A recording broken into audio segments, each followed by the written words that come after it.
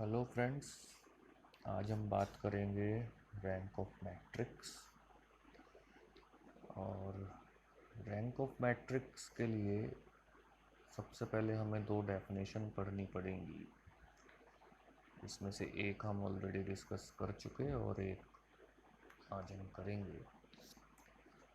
तो जो हम पहले डिस्कस कर चुके that is sub matrix of a matrix.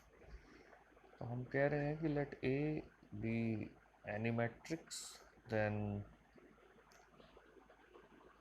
a matrix obtained from A by omitting some rows and columns, deleting some rows and columns is called a submatrix। क्या मतलब है कहने का, जैसे कि यहाँ आपको मैट्रिक्स ए एक हमने लिखी है, दिखाई दे रही होगी 1 2 3 6 5 7 9 9 4 5 6 12। अब हमने इसमें से सेकंड थर्ड रो को पूरी तरह डिलीट करा, थर्ड रो को डिलीट करा है पूरी तरह से, और थर्ड कॉलम को डिलीट करा है। तो बचती है 1 5 2 7 6 9। जो ऊपर मैट्रिक्स है उसमें से third row and third column पूरी तरह रिमूव कर दीजिए। कॉन्सेप्ट है कि एलिमेंट्स तो सेम हो ही हो, साथ में जो उनकी ओरिजिनल पोजीशन है, ओरिजिनल पोजीशन यानी नई मैट्रिक्स जो आ रही है वो तो ऑब्वियसली उसमें कुछ कॉलम और रोज डिफरेंट होंगे, लेकिन जो पुरानी मैट्रिक्स में उनकी पोजीशन है वो नहीं बदलनी चाहिए। That is the concept of सब मैट्रिक्स। जैसे कि अगली मैट्रिक्स में हमने क्या करा कि थर्ड कॉलम को डिलीट कर दिया। तो यानी जो फर्स्ट एंड सेकंड कॉलम है वो एज इट इज़ है अगर हम उसे ओरिजिनल मैट्रिक्स से कंपेयर करें। तो दैट इज़ कॉल्ड सब मैट्रिक्स। ऐसा नहीं है कि आप अपने हिसाब से एलिमेंट्स को ऊपर नीचे कर दें, आगे पीछे कर दें और वो भी सब मैट्रिक्स रहेगी। जो एक एग्जांपल मैं दिया करता हूँ कि we are cutting a cake, यानी सब मैट्रिक्स जो है वो केक या पिज़्ज़ा जो हम खाते हैं और जब उसे काटते हैं तो that is the example of सब मैट्रिक्स। ऐसा ना हो कि आपने केक के नाम पे कि उसमें जो ब्रेड है, उसमें जो क्रीम है, उसमें जो चेरी है और वो सब मैश कर दिया, तो that is the same thing, but that is not a सब मैट्रिक्स।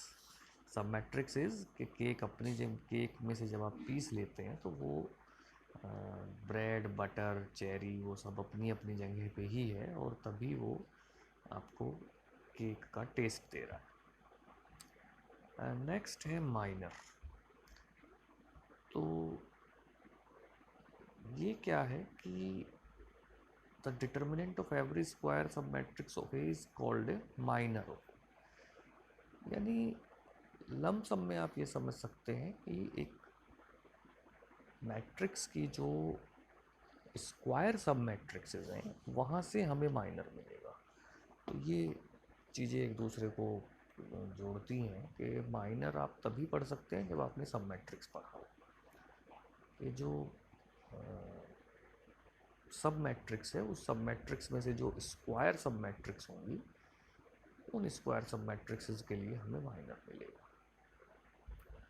आप देख सकते हैं यहाँ पे भी हमने मैट्रिक्स ए ली है 1 2 3 एंड 2 4 6, और उसमें से जो हमने 2 बाई 2 की मैट्रिक्स ली है, जैसे कि पहली मैट्रिक्स थर्ड कॉलम को डिलीट करके, दूसरी मैट्रिक्स फर्स्ट कॉलम को डिलीट करके और तीसरी मैट्रिक्स सेकंड कॉलम को डिलीट करके हमें मिली, तो स्क्वायर सब मैट्रिक्सेस मिली हैं, तो ये तीनों ए के माइनर हैं।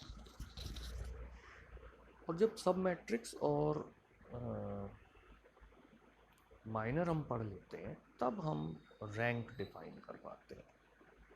तो रैंक क्या है? Let A be a matrix of m by n, then a non-negative integer r is called the rank of a if it possesses the following properties. First, that there is at least one r minor of a which is not equal to 0, and second, every s minor for s greater than r is 0। Definition तो पढ़ ली। क्या है भाई? तो देखिए कि जो minor है यानी रैंक किस पे डिपेंड करेगी? एक स्क्वायर सब मैट्रिक्स पे। और स्क्वायर सब मैट्रिक्स कैसी होनी चाहिए? जब अगर हम कह रहे हैं कि r is not equal to 0, that is non singular. और उससे बड़ी जो अगर कोई भी स्क्वायर सब मैट्रिक्सेस हैं तो वो सब ज़ीरो हो यानी सिंगुलर हो। तो एक जो सबसे पहला कॉन्सिक्वेंस निकल के आता है वो निकल के आता है कि अभी तक आपने जो एक बेसिक नॉलेज के तहत singular and non singular matrices पढ़ी थी, तो नॉन सिंगुलर मैट्रिक्स की जो रैंक होगी वो एग्जैक्टली वही होगी जो उसका ऑर्डर है। और जो सिंगुलर मैट्रिसेस हैं उनका जो रैंक है वो उनके ऑर्डर से कम होगा, क्योंकि अगर एक 3/3 की सिंगुलर मैट्रिक्स है तो उसका कोई भी माइनर 3/3 से बड़ा हो नहीं सकता, और सिंगुलर है तो इसका मतलब वो ज़ीरो होगा। Then we go to 2/2, and 2/2 पे अगर कोई नॉन जीरो माइनर मिलता है तो वो रैंक बताएगा 2।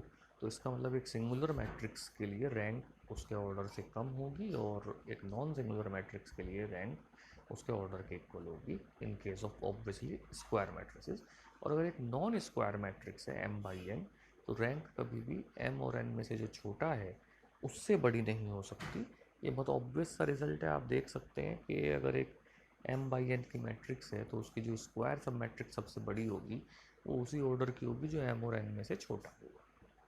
तो ये कुछ प्रॉपर्टीज़ हमने यहाँ पे लिखी हुई हैं, 5, 6, 7, 8 प्रॉपर्टीज़ हैं, लेकिन ये सब बहुत माइनर प्रॉपर्टीज़ हैं। एक्लन फॉर्म क्या होती है? तो एक्लन फॉर्म आप ट्रायंगुलर मैट्रिक्स से कंपेयर कर सकते हैं, और डेफिनेशन हमने लिखी है कि every row has all its entries zero which occur below every having a non zero entry. So that is the echelon form. और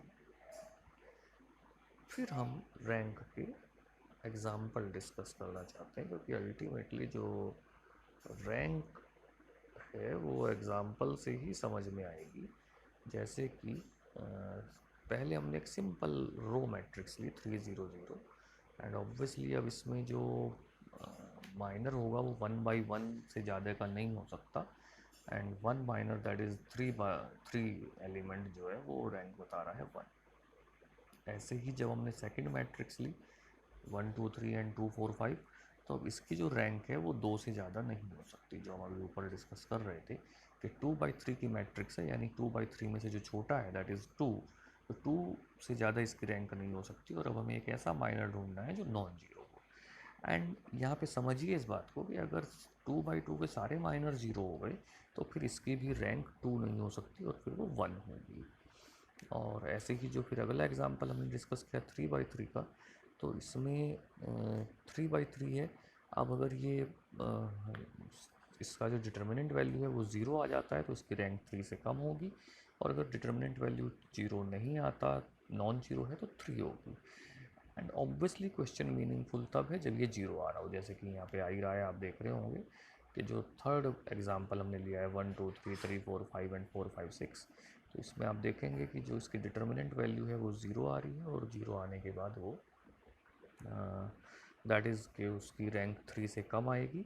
तो फिर हम 2/2 पे जाते हैं, और 2/2 पे जो पहला माइनर है वही हमें नॉन जीरो मिल जाता है, तो उसकी रैंक 2 आ गई। तो these are the some basic concepts regarding rank.